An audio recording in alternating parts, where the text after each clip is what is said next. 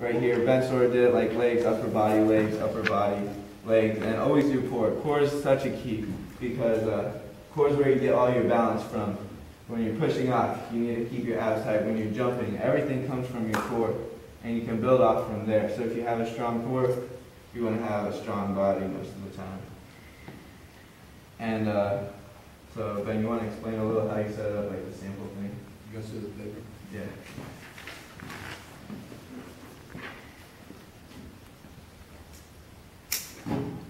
Well, mainly what I was trying to do when I was setting up this program was that I didn't want to overload anything because you can see I've had some problems with injuries in my life.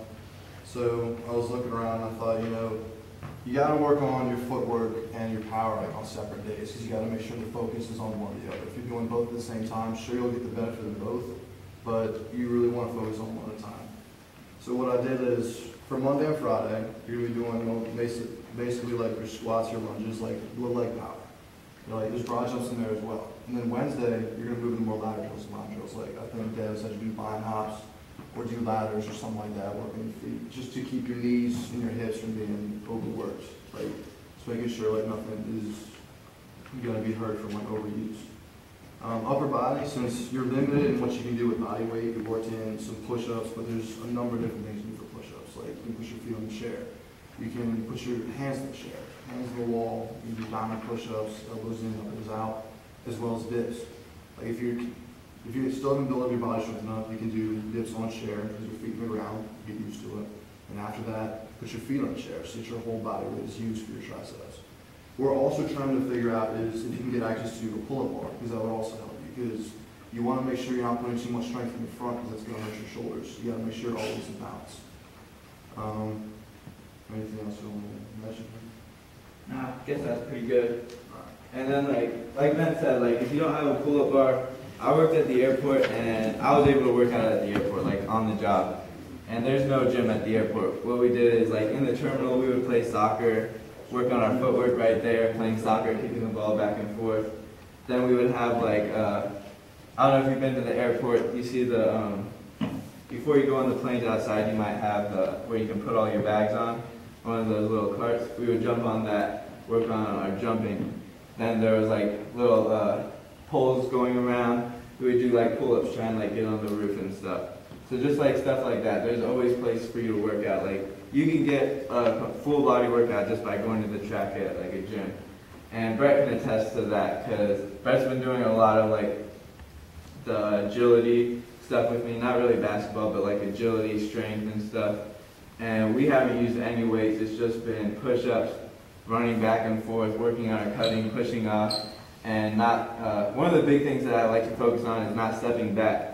Because you always want to go forward. A lot of coaches will tell you don't step backwards when you're going forward, when you're trying to make a move, and don't dribble the ball backwards. So that's a big thing. You don't want to step back because that takes time. You always want to be ready and push off that one foot because that's going to give you a lot more momentum when you cross over, push off that one foot, get to the next place. And let's see. I gave a little sheet. Let's see. The little like this thing that says desire at the top. This is all for like when you work out. I meant to do like a little evaluation, but as I said, I've been trying to hang out with my friends, so I didn't really do that. I'm sorry.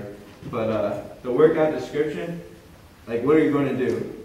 You can write a workout description previous, and so you write it before you work out, then you write one for after. And then for the strength. Like, what did you do well while you were working out? And then the big thing is, why did you do it well? Because you might do it well, but then you might go back to the gym and not know how you did it. So always write down why you did it well, why you achieved. And then write your weaknesses down, because if you don't write them down, then you might not even see that it's a weakness. You have to think back and think about why you might have not been making the shots around the basket, or maybe you were tripping on your feet, dribbling the ball off your toes. And then write down your attitude, because as I said, attitude is key. Always having a positive attitude, like no matter what you do, you always want to go into something with that mindset that it's going to be good, that you're going to succeed. And that's another big thing that I like to talk about is confidence, because confidence is key. If you don't have confidence, you can tell just by if someone walks up there, they don't have confidence in their step.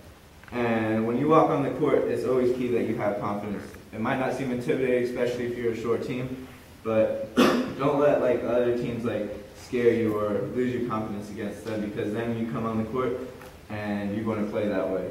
But if you play like you're going to make every shot, I guarantee that you're going to make the majority of your shots. But with that said, you do have to put in a lot of work. And of course I put down quotes on all this, so like I put them before your workout, so in the morning you can memorize it like throughout the day. While you're working out and doing like, I put ball handling, so when you're doing your ball handling, think of that quote that I put. And then while you're doing your shooting, think of the other one. And on day 7, I did days just because it was something for me to like keep pushing myself to think of more drills, or I would have just put them like all on the same list.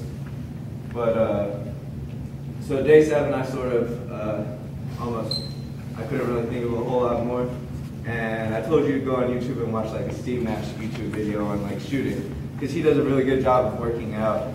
And